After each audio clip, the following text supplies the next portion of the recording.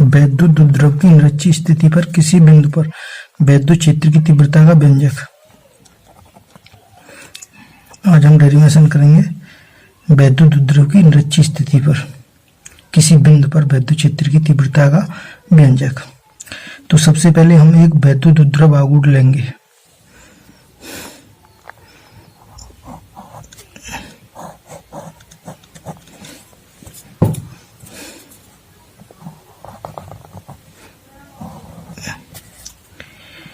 A B एक वैद्युत द्रव आघूर्ण होगा,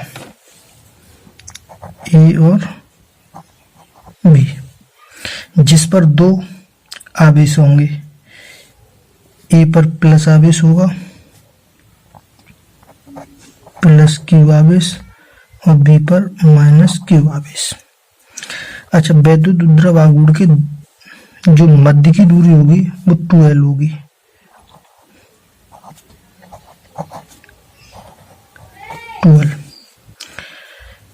इनके एक मध्य बिंदु O होगा, वैद्युत द्रव का एक मध्य बिंदु O होगा। निरक्षीय स्थिति में हम करते हैं कि वैद्युत द्रव पर एक लंब डालते हैं जहां पर एक बिंदु P होगा।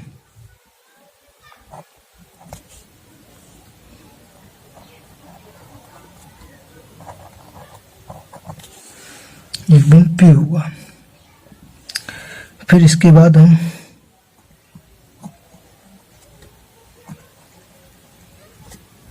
इन दोनों को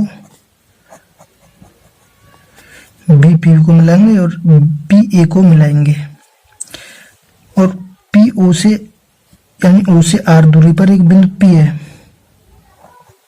आर दूरी पर इसकी दूरी बी और ए की दूरी 2L है, तो बी ओ की दूरी L होगी और ओ ए की दूरी L होगी। अच्छा, अब हमें प्लस क्यू आवेश के कारण बिंदु P पर वैद्युत क्षेत्र की तीव्रता निकालनी है।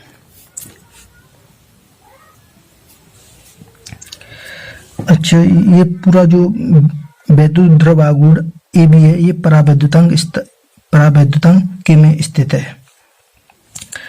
अच्छा, जब ये दूरी R है P से O की और O से A की दूरी L है, तो ये दूरी P A की दूरी होगी पाइथागोरस प्रमेय से।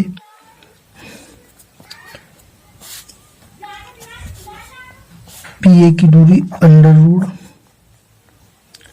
R square plus L square होगी, और ये भी दूरी सेम होगी, under root R square plus L square होगी। इसके बाद प्लस क्यू आवेश के कारण वैद्युत क्षेत्र की तीव्रता, प्लस क्यू आवेश के कारण वैद्युत क्षेत्र की तीव्रता बिंदु P पर।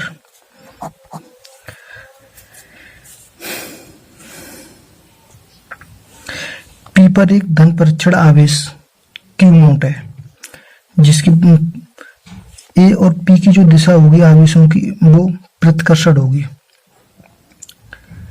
क्योंकि दोनों सेम आवेश हैं। यहाँ भी प्लस Q नोट आवेश है, इसलिए इसकी दिशा विपरीत होगी, यानी इधर होगी, इधर। इसे E1 नोट करेंगे। अच्छा, ये दोनों दिशा, ये धनावेश है और ये माइनस आवेश है, तो इसकी दिशा विपरीत होगी, जो इधर होगी। तो अब E1 पर प्लस क्यू आवेश के कारण वैद्युत क्षेत्र की तीव्रता बिंदु P पर, तो ये E1 होगी। E1 बराबर 1/4 pi epsilon not K Q upon ये दूरी P से A की दूरी जो निकल गया ये पाइथागोरस प्रमेय से R square plus L square, R square plus L square under root square, under root से ए अंडर रूट कैंसिल हो जाएगा। तो E1 equal to 1/4 pi epsilon naught Q upon R square plus L square, यानी ये वाली P A की यानी पी पर विद्युत क्षेत्र की तीव्रता। इसी प्रकार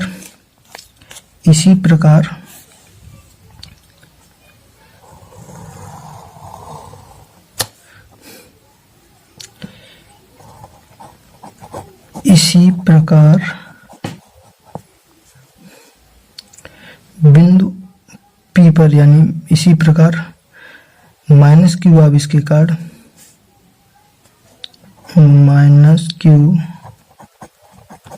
आवेश के कारण विद्युत क्षेत्र की तीव्रता ये E2 होगी, यानी इस दिशा में होगी तो ये E2 होगी। E2 इक्वल टू होगा 1/4 pi epsilon naught Q upon R square, यानी यहाँ से यहाँ तक की दूरी जो P से B की दूरी R square plus L square, इस पर अंडर रूट का होल वर्ग, अंडर रूट से अंडर रूट कैंसिल होगा तो E2 equal to 1/4 pi epsilon naught R square plus L square, ये होगी E2 की। अब इनकी जो परिणामी तीव्रता होगी उसे हम यहाँ नोट करेंगे, इसे E मानेंगे। परिणामी तीव्रता होगी वो E होगी। लेकिन परिणामी तीव्रता के लिए हमें जो विद्युत क्षेत्र की तीव्रता E बने वो दो घटकों में विभाजित करनी पड़ेगी, यानी घटकों में विभाजित करनी पड़ेगी।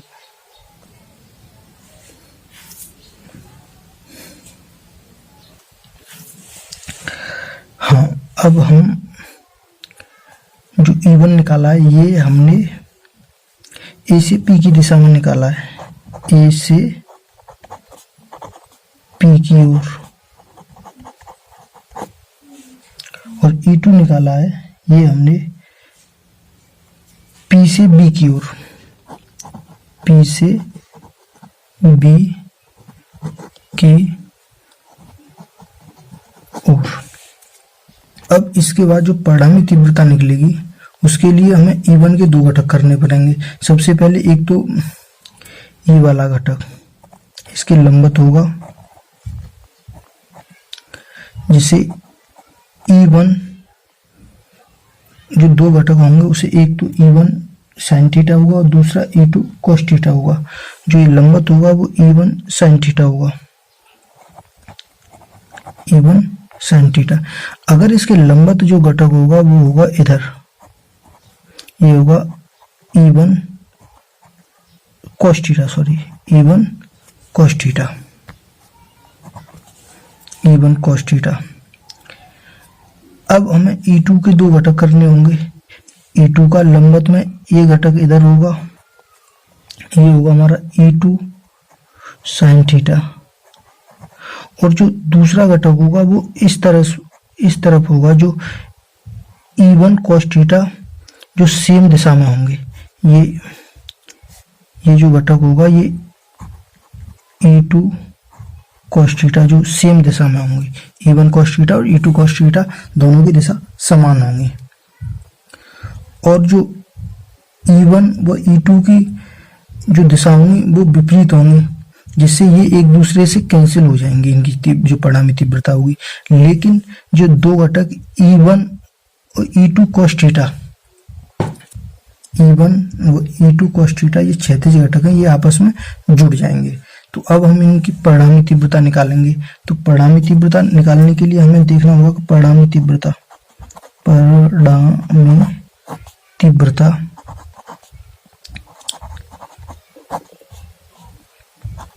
E बराबर E1 cos theta plus E2 cos theta. इसके बाद हम इसके बाद इसमें से cos थीटा कॉमन लेंगे, ये हो जाएगा E1 प्लस E2। अब E1 व E2 की वैल्यू रख दो, तो cos theta equal to E1 का आएगा 1/4 pi epsilon naught Q upon R square plus L square plus 1/4 pi epsilon naught Q upon R square plus L square. इनकी जो परिणामी तीव्रता थी E इक्वल टू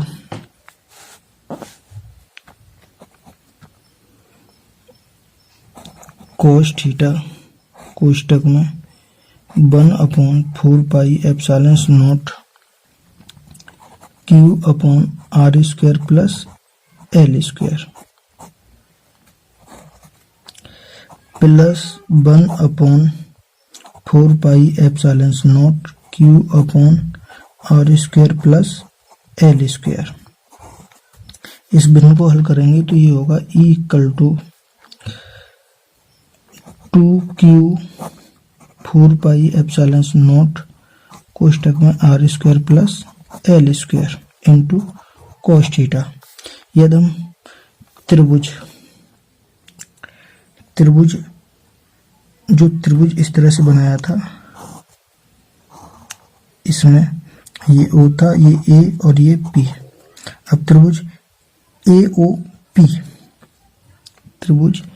AOP में, यानी ये समकोण त्रिभुज है, समकोण त्रिभुज से, तो cos थीटा इक्वल टू होगा हमारा, यानी आधार बट्टे OA अपॉन कर्ड PA। तो OA यहाँ से दूरी हमारी L थी, L अपॉन, और जो कर्ड निकल के आया था ये L square plus R square निकल के आया था, R square plus L square निकल के आया था। यहाँ cos थीटा का मान इधर पुट कर देंगे, तो E इक्वल टू 2Q कोष्टक में 2Q upon 4 pi epsilon not R square plus L square into cos theta का मान है L upon R square plus L square. ये होगा तुम्हारा 2QL upon 4 pi epsilon not. अब इसकी वैल्यू 1 है और ये अंडरवुड में होगा, ये वाला, ये अंडरवुड में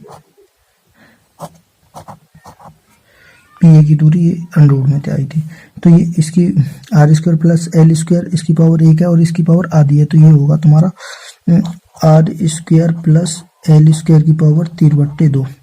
अच्छा, ये 2QL इक्वल टू होता है P, वैद्युत द्रव आघूर्ण। 2QL इक्वल टू P होता है, तो इसकी जगह स्थान पर हम E equal to 1/4 pi epsilon naught, तो इसके स्थान पर P रखेंगे, P upon R square plus L square की पावर 3/2। क्योंकि जो L दूरी है वो R की अपेक्षा बहुत कम है, क्योंकि L दूरी नगण्य है, यहाँ L दूरी R की अपेक्षा बहुत कम है, तो हम इसे इस तरह से लिख सकते हैं कि L, यानी R को हम L को शून्य ले सकते हैं, R की अपेक्षा में L बहुत छोटी है, R की अपेक्षा L दूरी बहुत छोटी है, तो L बराबर हम शून्य लेंगे। यहाँ लिखेंगे कि अब हम लिखेंगे E equal to 1/4 pi epsilon naught P upon R को हम R लिखेंगे लेकिन L नहीं लिखेंगे क्योंकि L बहुत छोटी दूरी है, तो R स्क्वायर इक्वल टू 3/2, 2 से 2 कट जाएगा, इक्वल टू हो जाएगा हमारा 1/4πε0 Q upon R, sorry P upon R Q। ये निरक्षीय स्थिति में वैद्युत उद्धृव आघूर्ण की तीव्रता हो गई, वैद्युत क्षेत्र की तीव्रता न्यूटन प्रति कूलम, यही इसका व्यंजक है। थैंक यू, धन्यवाद।